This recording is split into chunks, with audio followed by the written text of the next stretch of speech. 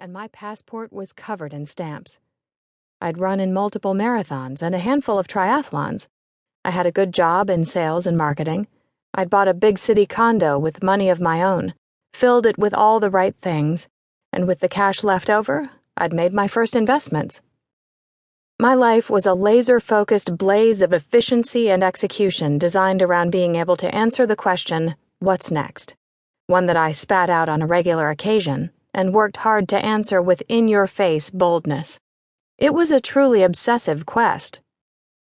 That night, I couldn't shake a niggling sense of dissatisfaction, the idea that I was missing something, that what was next was something more, bigger, better, and different from what I had now. I tilted my head to the sky. A rush of air moved across my face, and goosebumps rose up on my skin. I felt huge flakes of snow land on my cheeks and eyelashes, and watched as thousands of lace doilies fell from the sky. The stars were in hiding, and my predictions from earlier that afternoon had been right. The sheets of rain in Vancouver had traveled north and turned into snow.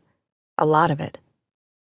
Thick confetti slammed into the mountains all night long, and when I woke up the next morning, I could barely believe my eyes.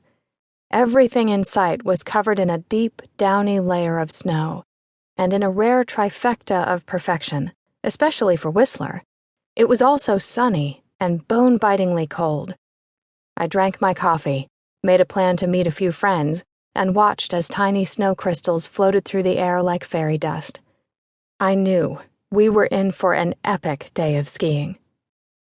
With blue skies cracking open above us and a knee-deep carpet of snow under our skis, we opted for the Whistler side of the resort. More specifically, we hit up an area of the mountain dominated by two fast-moving chairlifts, Symphony and Harmony. From the lift, we could see three massive bowls of untouched powder beneath us, each filled to the brim. All morning, and well into the afternoon, we skied those bowls until we hit their gutters, arriving at the bottom of each run completely and utterly spent. Once there, we loaded back onto the lifts and did it again. We skied hard all day long, harder than hard. My legs were throbbing, lactic acid spread from my quads to my calves, and then finally down into my feet and my tiny little toes. It was a euphoric mix.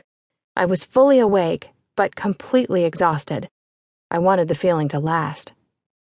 Each chairlift ride was a blessing, 10 minutes of badly needed rest and recovery. I collapsed onto one of them in the late afternoon and leaned back. My feet dangled below me, and my head came to rest on the back of the chair. I looked up into the sky and inhaled deeply, releasing the air as my cheeks turned up in a smile. And then, right there, perhaps because of all that fairy dust, I was struck with a grand idea, a bolt straight out of the shining blue sky. It was the answer to what's next, and the perfect box for me to strike a giant check through. Or perhaps more accurately, it was exactly what was needed to fan all the flames. I immediately announced my idea. "I'm going to do this," I said with confidence. "I'm going to quit my job and ski around the world."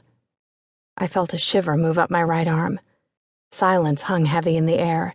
Other than some light panting, leftover breath from our last run, there was no response. A few moments passed, and the silence was replaced with a light snickering sound, then chuckles, then full snorting. "Good one, Jagger," said one of the guys. "Now that's what I call a fucking pipe dream." "Yeah, what's stopping you?" added my friend Scott before crumpling forward in laughter. Eventually they all chimed in, each taking turns to shoot down what was a truly absurd and apparently comical idea. "Don't you think you're a little young to retire?" one of them said. "You're a good skier, Jagger, but you're not that good." "Sounds nice, but remember that little thing you've got called a mortgage?" It was enough to snuff out the small flame, and it didn't take long for my own voice to chime in. "They're right," I laughed, shaking my head from side to side. "What the fuck am I thinking? I've done big goals, but that's a little much." As we approached the top of the lift, a blue tin sign caught my eye. Ray's restraining device. Another shiver. This one started at the base of my spine.